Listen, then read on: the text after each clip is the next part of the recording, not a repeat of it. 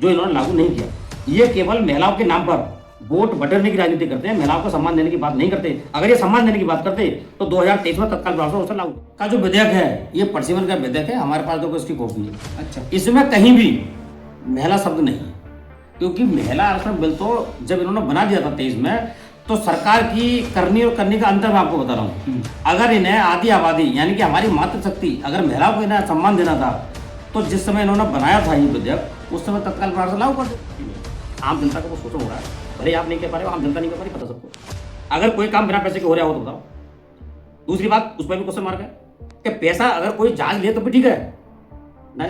साथियों, मेरी मौजूदगी इस समय जनपद संभल की विधानसभा चंदोसी में है और मेरे साथ ऐसे खास मेहमान मेरे साथ बात करने के लिए तैयार हैं जो किसी पहचान के मोहताज नहीं बल्कि अपने संघर्ष से जाने जाते। मेरे साथ समाजवादी के कट्टर कहे जाने वाले उमेश चंद दिवाकर जी मेरे साथ मौजूद हैं। महिला आरक्षण बिल को लेकर उनसे सीधी बात करेंगे। इस देश में बहुत तेजी से चल रहा मुद्दा महिला आरक्षण बिल को लेकर उनसे सीधी बात करते हैं। महिला आरक्षण बिल को लेकर क्या कहना चाहेंगे? जी सर, बहुत बहुत स्वागत है हमारे चैनल पर। धन्यवाद पत्रकार साहब, आपका भी चंदोसी की सरजमीन पर आपका स्वागत है। पहले हमारे जो देखने वाले हैं उनके लिए अपना पूरा पता बता दें। मेरा नाम उमेश चंद दिवाकर है और समाजवादी का मैं एक छोटा सा कार्यकर्ता हूँ। और ये जो महिला आरक्षण बिल चल रहा है, महिला आरक्षण बिल, ये 2023 सितंबर के महीने में ये विधेयक बन गया था। जब ये विधेयक बन गया था, अब जो विधेयक पर काम चल रहा है, जो सरकार पार्लियामेंट में जो बिल गिराया गया है, वो महिला आरक्षण बिल का नहीं गिराया गया है, क्योंकि ये तो जब 2023 में बन गया है तो उसको गिराने का मतलब ही नहीं बनता। सब लोगों ने सहमति दी तभी तो ये उस समय बना था। हाँ, 2023 के सितंबर में बना था, ये बन गया था ये। तो अब जो परसिमन का जो विधेयक है, ये परसिमन का विधेयक है, हमारे पास देखो इसकी कॉपी है। अच्छा, इसमें कहीं भी महिला शब्द नहीं है, क्योंकि महिला आरक्षण बिल तो जब इन्होंने बना दिया था 23 में, तो सरकार की करनी और करने का अंतर मैं आपको बता रहा हूँ। अगर इन्हें आदि आबादी यानी कि हमारी मातृशक्ति, अगर महिलाओं को इन्हें सम्मान देना था, तो जिस समय इन्होंने बनाया था ये विधेयक, उस समय तत्काल प्रभाव से लागू कर देते। क्योंकि महिला आरक्षण बिल तो जब इन्होंने बना दिया था 23 में, तो सरकार की करनी और करने का अंतर मैं आपको बता रहा हूँ। अगर इन्हें आदि आबादी यानी कि हमारी मातृशक्ति, अगर महिलाओं को इन्हें सम्मान देना था, तो जिस समय इन्होंने बनाया था ये विधेयक, उस समय तत्काल प्रभाव से लागू कर देते। क्योंकि इनकी डबल इंजन सरकार थी, इन्हें कौन रोकने वाला था? क्यों ये महिलाओं को सम्मान नहीं देते क्या?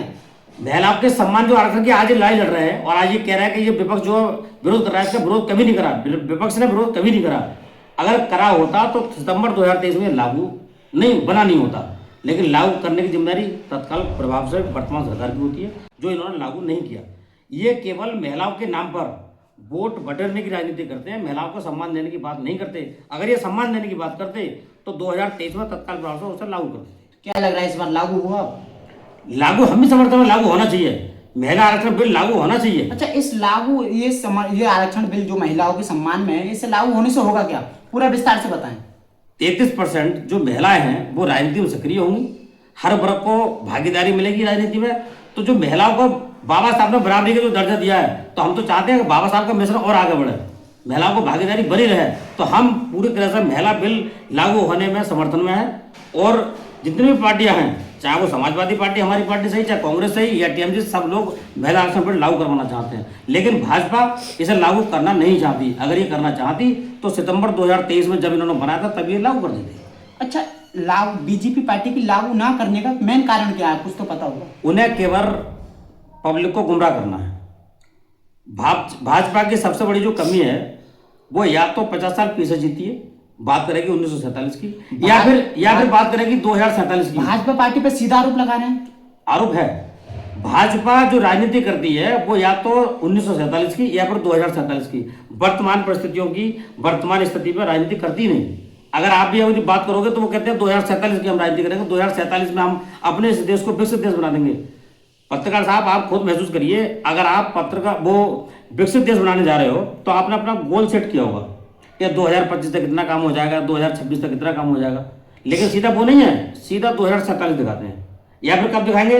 1947।